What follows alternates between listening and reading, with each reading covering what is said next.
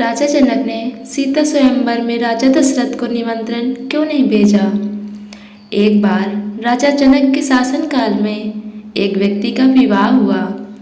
विवाह के बाद वह पहली बार सज संवर कर अपनी ससुराल को जा रहा था। कुछ दूर जाने पर रास्ते में एक जगह उसको दलदल मिला। उसने थोड़ा पास जाके देखा तो उसमें एक गाय फंसी हुई थी, जो शायद फंसे फंसे मरने की दशा में आ गई थी। उस व्यक्ति ने उसको देखा तो उसके मन में गाय को बचाने का ख्याल आया, परंतु दूसरे क्षण मन में एक और विचार आया। उसने सोचा, ये गाय तो कुछ देर में मरने ही वाली है। अगर मैं इसको यहाँ से बाहर निकालने इस दलदल में घुसा तो मेरे कपड़े तथा जूते खराब हो जाएंगे और मैं अपनी ससुराल में ऐसी हालत में कैसे जा पाऊंगा। यह सोचकर वह गाय के ऊपर पैर रखकर आगे बढ़ गया। जैसे ही आगे बढ़ा, गाय ने जब उसे जाते हुए देखा तो उस व्यक्ति को श्राप दिया कि जिसके लिए तू जा रहा है उसे देख नहीं पाएगा। यदि तू उसे देखेगा भी तो वह तत्काल ही मृत्यु को प्राप्त हो जाएगी। यह कहकर कुछ ही क्षण में गाय के प्राण निकल गए। उस श्राप को सुनकर वह व्यक्ति दुविधा में फंस गया। उसे अपने किए पर बहुत पछतावा हो रहा था, परंतु अब कुछ नहीं हो सकता था। जो होना था वो हो गया। अब वह व्यक्ति गौ शाप से मुक्त होने के विचार में लगा। मन में बहुत बड़ा बोझ लिए वह ससुराल पहुंचा। वहां पहुंचकर वह दरवाजे के बाहर ही बैठ गया और यह विचार करने लगा, अगर मेरी नज़र मेरी पत्नी पर पड़ गई तो क्या होगा। कुछ समय बाद परिवार के अन्य सदस्यों ने उसे घर के अंदर चलने का अनुरोध किया, किंतु वह नहीं गया। रास्ते में जो घटना घटित हुई थी उसके बारे में भी किसी को नहीं बताया। उसके दिमाग में तो गाय के द्वारा दिए गए श्राप बार बार गूंज रहे थे। जब उसकी पत्नी को उसके घर के अंदर न आने की बात पता चली तो उसने अपने घर वालों से कहा कि चलो मैं ही चलकर उन्हें घर के अंदर लेकर आती हूँ।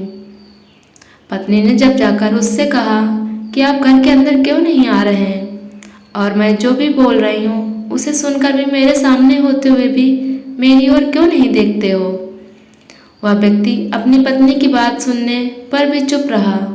काफ़ी अनुरोध करने के बाद उसने रास्ते में घटित सारा वृतांत कह सुनाया। पत्नी ने कहा, मैं भी पवित्रता स्त्री हूँ, ऐसा कैसे हो सकता है, आप मेरी ओर तो देखो। अपनी पत्नी की बात सुनकर उसने जो ही नज़र उठाकर अपनी पत्नी की ओर देखा, वैसे उसकी आंखें की रोशनी चली गई और वह गाय के शापवश पत्नी को देख ही नहीं सका। उस व्यक्ति की पत्नी भी पवित्रता थी, इसी कारण उसकी मृत्यु नहीं हुई। यह देखकर पत्नी अपने पति को साथ लेकर राजा जनक के दरबार में गई। वहां जाकर उसने सारा वृतांत कह सुनाया। राजा जनक ने राज्य के सभी विद्वानों को सभा में बुलाकर समस्या बताई।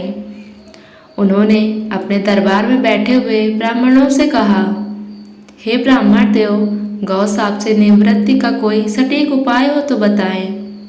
सभी विद्वानों ने आपस में विचार करके एक उपाय बताया।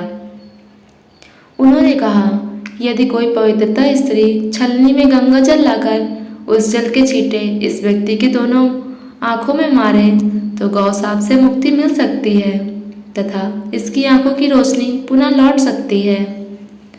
राजा ने पहले महल के अंदर की रानियों सहित सभी स्त्रियों से पूछा तो राजा को सभी के पवित्रता होने में संदेह की सूचना मिली। ऐसा सुनकर राजा जनक चिंतित हो गए। तब उन्होंने कहा, आसपास के सभी राजाओं को सूचना पहुंचाई। उन्होंने उन्हें संदेश में कहा, उनके राज्य में यदि कोई पवित्रता स्त्री है तो उसे ससम्मान राजा जनक के दरबार में भेज दिया जाए। यह सूचना अयोध्या के राजा दशरथ को मिली तो उसने पहले अपनी सभी रानियों से पूछा। प्रत्येक रानी का यही उत्तर था कि राजमहल तो क्या, आप राज्य की किसी भी महिला, यहाँ तक कि झाड़ू लगाने वाली ही क्यों न हो, उससे भी पवित्रता ही पाएंगे। राजा दशरथ को इस समय अपने राज्य की महिलाओं पर आश्चर्य हुआ और उन्होंने अपने राज्य की सबसे निम्न कार्य के अनुरूप मानी जाने वाली सफाई करने वाली को बुलाया। उस महिला से राजा दशरथ ने सम्मान पूर्वक पवित्रता होने के बारे में पूछा तो उस महिला ने स्वीकृत से सिर हिला दिया। तब राजा ने यह दिखाने के लिए कि अयोध्या का राज सबसे उत्तम है, उस महिला को ही राज सम्मान के साथ जनकपुर को भेज दिया। राजा जनक ने उस महिला का पूर्ण राजसी ठाट बाट से स्वागत सम्मान किया। तब राजा ने उस महिला को समस्या बताई, साथ ही ब्राह्मणों द्वारा जो उपाय बताया गया था वो भी बताया। महिला ने राजा को उस कार्य को करने की स्वीकृति दे दी। अगले दिन महिला छलनी लेकर गंगा किनारे गई।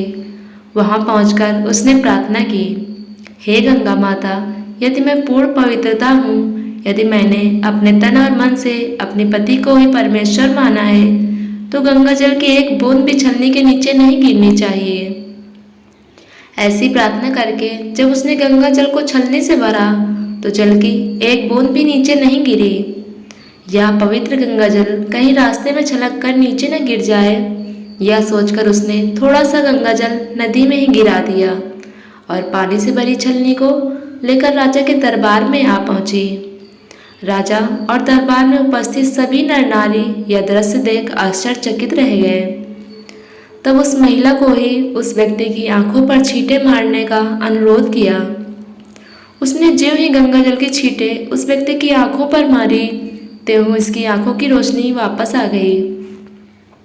यह देखकर दरबार में उपस्थित लोग बहुत ही प्रसन्न हुए।